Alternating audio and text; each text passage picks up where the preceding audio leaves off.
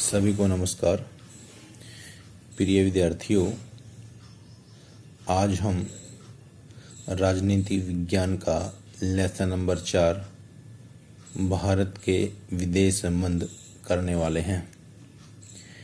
प्रिय विद्यार्थियों, इस लेसन का आज हम जो प्रश्न करने वाले हैं वह है भारत की विदेश नीति का अर्थ, लक्ष्य, उद्देश्य और सिद्धांतों का वर्णन करें।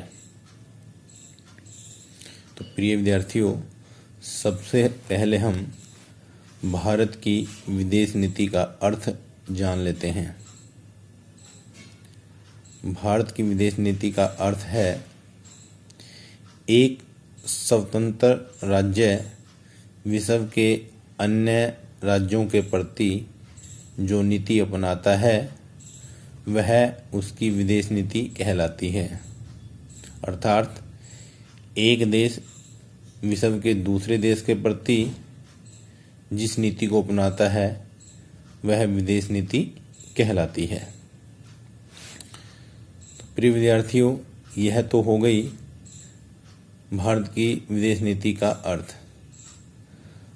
अब हम भारत की विदेश नीति के लक्ष्य, उद्देश्य और सिद्धांतों का वर्णन कर लेते हैं। यहाँ पे मैं आपको 15 बिंदु दे रहा हूँ और ये 15 विदेश नीति के लक्ष्य, उद्देश्य और सिद्धांत हैं। इन 15 बिंदुओं को एक एक करके हम इनका एक्सप्लेन करने वाले हैं। तो जो सबसे पहला बिंदु है वह है अंतर्राष्ट्रीय शांति और सुरक्षा की वृद्धि। दूसरा जो बिंदु है अंतर्राष्ट्रीय कानूनों के प्रति सम्मान बढ़ाना। तीसरा है मध्यस्थता द्वारा अंतर्राष्ट्रीय विवादों का समाधान करना।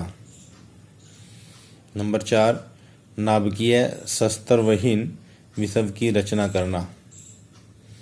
नंबर 5, सैन्य गुटबाजी का विरोध करना। नंबर 6, शस्त्रों पर खर्च होने वाले साधनों को आर्थिक विकास के कार्यों में प्रयोग किए जाने का समर्थन करना। नंबर 7 है साम्राज्यवाद, उपनिवेशवाद, नस्लवाद का विरोध करना। 8वां बिंदु है आतंकवाद का विरोध करना। 9वां, पड़ोसी राष्ट्रों के प्रति मैत्रीपूर्ण संबंध बनाना। 10वां, एक राष्ट्र द्वारा दूसरे राष्ट्र के आंतरिक मामलों में हस्तक्षेप का विरोध करना। 11वां बिंदु है जाति व रंग भेद का विरोध करना। 12वां है निशस्त्रीकरण को बढ़ावा देना। 13वां है संयुक्त राष्ट्र संघ का समर्थन करना। 14वां बिंदु है मानव अधिकारों के प्रति सम्मान बढ़ाना। 15वां बिंदु है नई अंतर्राष्ट्रीय अर्थव्यवस्था पर बल देना। तो प्रिय विद्यार्थियों, यह 15 बिंदु विदेश नीति के लक्ष्य, उद्देश्य और सिद्धांत हैं। अब इनका हम थोड़ा थोड़ा एक्सप्लेन कर लेते हैं। पहला जो बिंदु है वह है अंतर्राष्ट्रीय शांति और सुरक्षा की वृद्धि।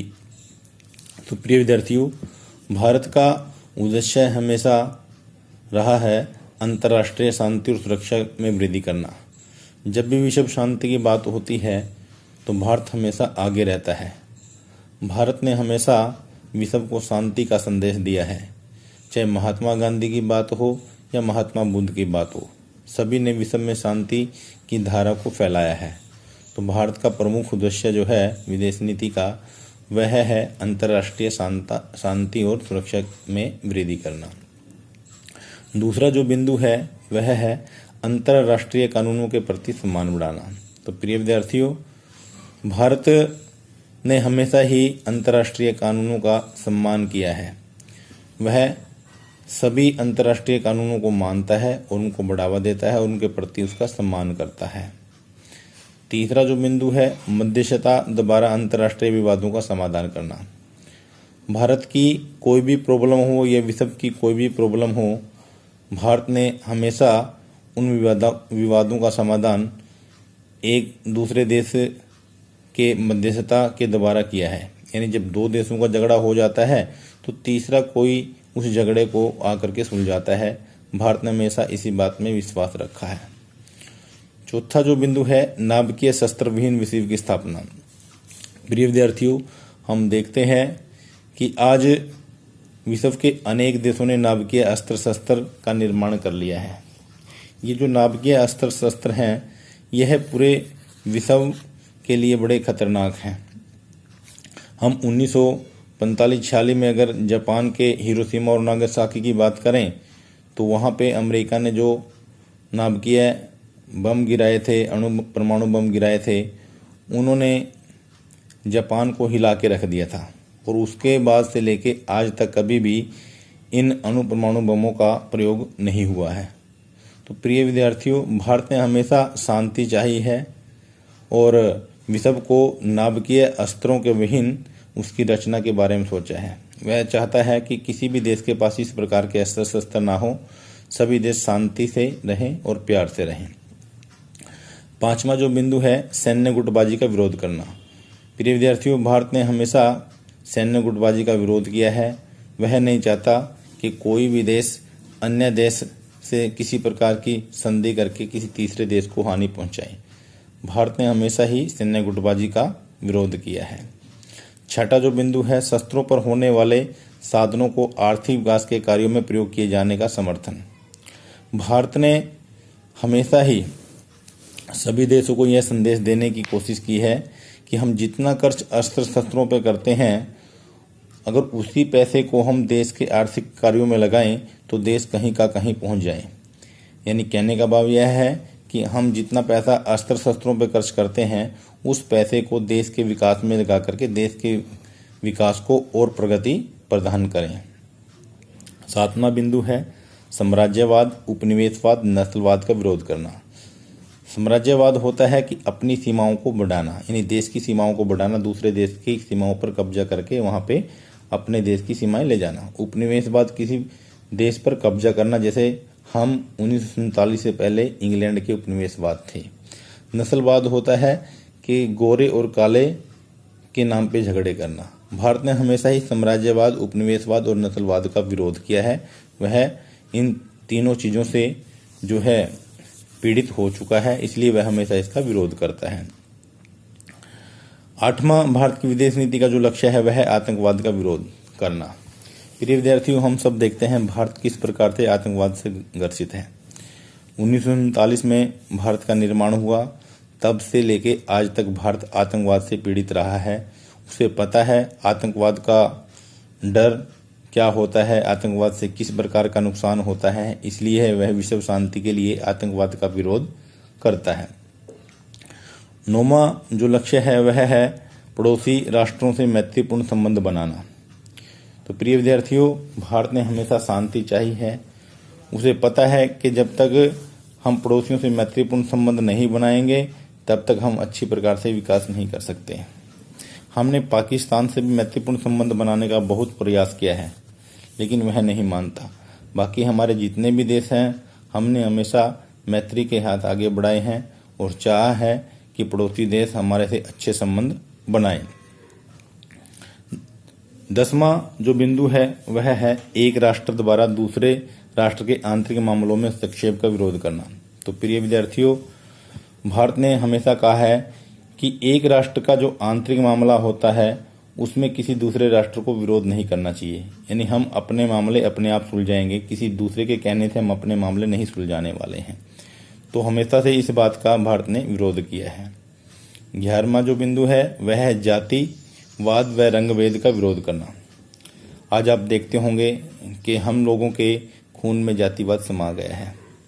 हम गोरे काले का भेद करते हैं, हम जाति के नाम पे भेद करते हैं, हम धर्म के नाम पे भेद करते हैं। भारत ने हमेशा ही इन सभी बातों का विरोध किया है। 12वां बिंदु है निशस्त्रीकरण को बढ़ावा देना। निशस्त्रीकरण यानी शस्त्रों के विहीन। जितने ज़्यादा जिस देश के पास शस्त्र होंगे उतना ज़्यादा वह भविष्य में विनाश करने वाला है। तो भारत ने हमेशा ही निशस्त्रीकरण को बढ़ावा देने की बात कही है कि कोई भी देश अस्त्र शस्त्र ना रखे, क्योंकि जितने अस्त्र शस्त्र होंगे उसके पास वह हमेशा युद्ध को बढ़ावा देगा। इसलिए भारत ने हमेशा निशस्त्रीकरण को जो है बल दिया है, उसको बढ़ावा न देने की बात कही है। 13वां जो बिंदु है, संयुक्त राष्ट्र संघ का समर्थन करना। संयुक्त राष्ट्र संघ यानी यूएनओ, भारत ने हमेशा यूएनओ का समर्थन किया है। वर्तमान में 193 देश इसके सदस्य हैं। संयुक्त राष्ट्र संघ जो भी निर्णय लेता है भारत उसको अपने देश में समर्थन देता है, अपने देश में लागू करता है, क्योंकि संयुक्त राष्ट्र संघ में जो भी बात होती है वह पूरे विश्व के बढ़ावे के लिए होती है, पूरे विश्व के विकास के लिए होती है। इसलिए संयुक्त राष्ट्र संघ की प्रत्येक बात को भारत जो है समर्थन करता है। 14वां जो बिंदु है, मानव अधिकारों के प्रति सम्मान बढ़ाना। मानव अधिकार होते हैं अपने जो मौलिक अधिकार आप लोगों को मिले हुए हैं, यानी मानवों के लिए जो अधिकार होते हैं वह अधिकार। मानव अधिकारों के प्रति सम्मान बढ़ाना यानी जितने ज़्यादा हम देश के मनुष्यों के लिए अधिकार देंगे उतना ज़्यादा राष्ट्र विकास करेगा। इसलिए भारत ने हमेशा इसका समर्थन किया है। 15वां बिंदु है, नई अंतर्राष्ट्रीय अर्थव्यवस्था पर बल। भारत ने नई अंतर्राष्ट्रीय अर्थव्यवस्था पर बल दिया है। भारत चाहता है कि सभी देश एक दूसरे देश पर निर्भर हैं और ये निर्भरता जितनी ज़्यादा बढ़ेगी, जितना ज़्यादा काम धंधा एक दूसरे देश का बढ़ेगा, उतना ज़्यादा जो है विश्व विकास करेगा। इसलिए भारत ने हमेशा अंतर्राष्ट्रीय अर्थव्यवस्था पर बल दिया है। तो प्रिय विद्यार्थियों, विदेश नीति के ये लक्ष्य, उद्देश्य, सिद्धांत हैं, इनको अच्छी प्रकार से आप कर लेना। अगर किसी प्रकार की कोई दिक्कत है तो आप फोन करके पूछ सकते हैं। धन्यवाद।